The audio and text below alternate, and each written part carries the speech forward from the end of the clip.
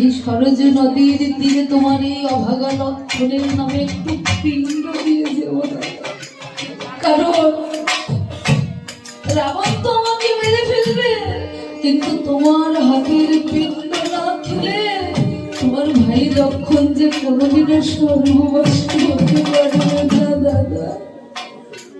তাই লক্ষণ কেঁদে কেঁদে বলছে, ও দাদা দেশে যাওয়ার কালে দাদা এই কর্ম করিও